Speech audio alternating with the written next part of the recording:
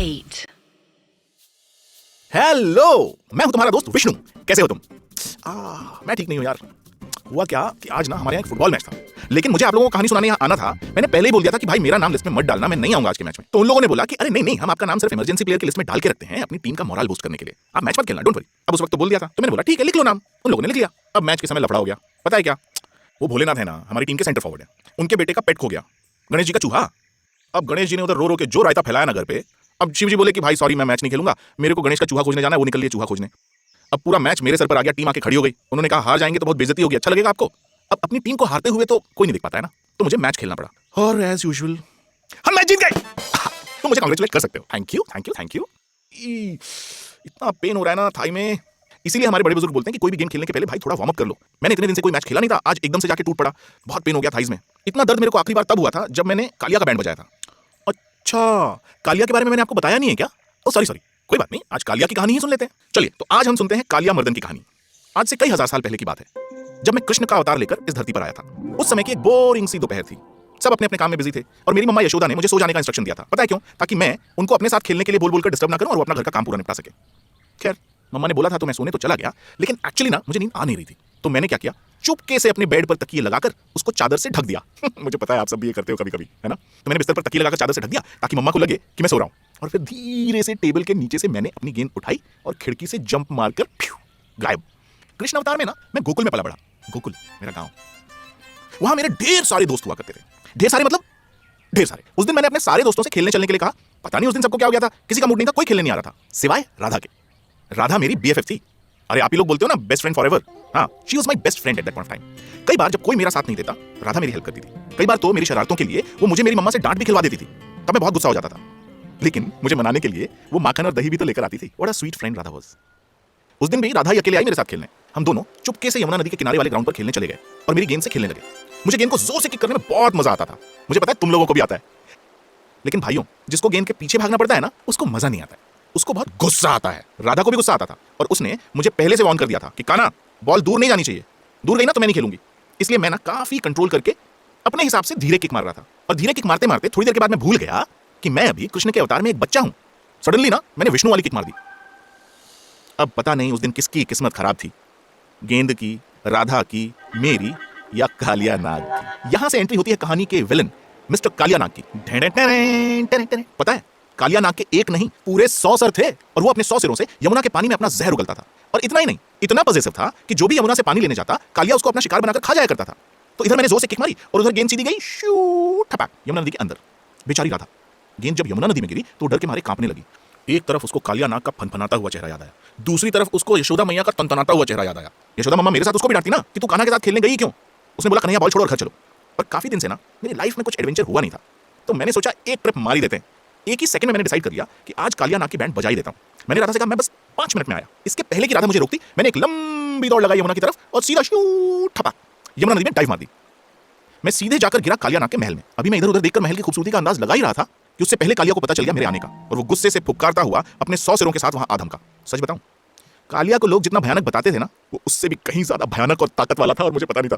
मैंने जंप तो मार दी थी उसके महल में, लेकिन अब उसको सामने देखकर मेरी भी हवा निकल गई थी। भगवान कसम एग्जैजरेट नहीं कर रहा हूं ब्रो, भगवान कसम क्यों खा रहा हूं, मैं तो भगवान हूं। एग्जैजरेट नहीं कर रहा हूं ब्रो, पर कालिया इतना जायंट था कि अपनी कुंडली में लपेट करना किसी हाथी को भी चींटी बना दे। सीरियसली कहते हैं ना, attack is the best defence. इसलिए मैंने कालिया पर पहला वार कर दिया, लेकिन लातों का नहीं, बातों का। मैंने अपनी उंगली उठाते हुए कालिया को चेतावनी दी कि देख कालिया, सीधे सीधे यमुना छोड़कर चला जा, नहीं तो थप्पड़ मार मार के तेरा कचूमर निकाल दूंगा। बेचारा कालिया, मेरे जैसे पिद्दी की धमकी सुनकर उसकी आंखों में आंसू आ गए। वो सोच रहा था कि पहले पटक पटक कर इसको धोऊं कि सीधा इसको निकल जाऊं। वो हंसने लगा। पता है युद्ध जीतने की ना मेरी एक स्ट्रैटेजी है, one of the Krishna strategies. वो ये कि दुश्मन पर पहला और सबसे बड़ा वार तभी करना जब वो असावधान हो। तो मैंने नोटिस किया कि कालिया जो है ना, वो मुझे बहुत ज्यादा हल्के में ले रहा है और इसलिए केयरलेस हो गया है, असावधान हो गया है और हंसने में बिजी है। तो मैंने उछलकर अपनी मुट्ठी का एक जोरदार वार कालिया के मेन सर पे किया। कुछ सेकंड के लिए कालिया को वाकई में चक्कर आ गया और इतनी ही देर में मैंने लात से, हाथ से, घुटनों से, कोहनी से, जहां कहीं से भी मैं मार सकता था, कालिया के वीक पॉइंट्स पर मारा। कालिया कुछ देर के लिए कमजोर तो पड़ा, लेकिन फिर जो वो गुस्से से झपट कर मेरी तरफ आया तो सीधा मुझे अपनी कुंडलियों में कसना शुरू कर दिया और मेरी तरफ अपने सारे फनों का जहर एक साथ फेंका। मैं तुमको एक बात बताता हूं, आप लोगों में से बहुत सारे बच्चे जो ना अपने साइज में छोटे होते हैं, वो अपने आप को कभी कभी ना बहुत इंफीरियर फील करते हैं, है ना? वो कंपेयर करते हैं कि अरे पिंटू तो 10 साल का है, इतना लंबा है, मैं तो छोटा हूं, मैं तो पतला हूं, मैं तो फलाना हूं, मैं ठिकाना। Should I tell you something? Never do that, never be inferior. और ये बात मैंने भी उसी मोमेंट पर सीखी। पता है क्या हुआ, वो जोर से मुझे जकड़ता जा रहा था और अपने फन का जहर मुझ पर फेंक रहा था।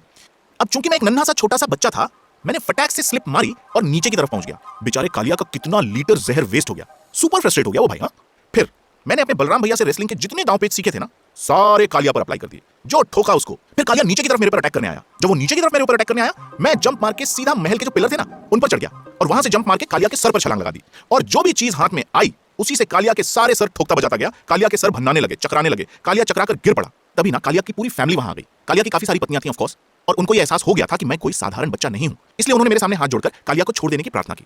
मुझे बहुत दया आ गई। वो बेचारी इतना रो रही थी, तो मैं गुस्से में कैसे रह सकता था। मेरे मन में आया कि मैं कालिया को माफ कर देता हूं, लेकिन कालिया उस पगले को तो अभी और पिटना था। नालायक चुपके से मुझ पर पीछे से अटैक कर दिया। मैं सावधान था।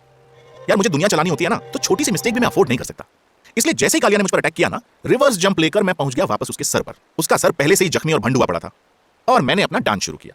ताकी ना दिन नक दिन, ताकी ना दिन नक दिन। वो एक फन से मेरे को पकड़ता, मैं दूसरे फन पे जंप मारकर नाचने लगता। वो दूसरे फन से मेरे को पकड़ता, मैं तीसरे फन पे जंप मार के नाचने लगता। ऐसा जंप मारते मारते ये जो नाच गाने का प्रोग्राम है ना, वो चलता रहा और मैं और कालिया दोनों धीरे धीरे यमुना के पानी में ऊपर की तरफ उठने लगे।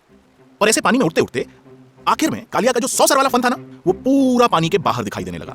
बाहर आता हूं तो क्या देखता हूं, यमुना के किनारे पूरा गोकुल गांव इकट्ठा हो चुका था। किसी के हाथ में जाल, किसी के हाथ में छुरी, किसी के हाथ में चाकू, डंडा। जो जिसके हाथ में आया उसको लेकर वो दौड़ पड़ा था अपने कान्हा को बचाने। यहां तक कि यशोदा मैया भी भीड़ में खड़ी थी।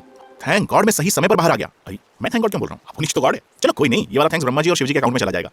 खैर, मुझे कालिया के सर पर डांस करता देखकर यशोदा मैया की तो चीख निकल गई। उन्हें लगा कि कालिया अपने सर पर उछाल उछाल कर मुझे मारे डाल रहा है। हाय, कोई मेरे कान्हा की जान बचा लो।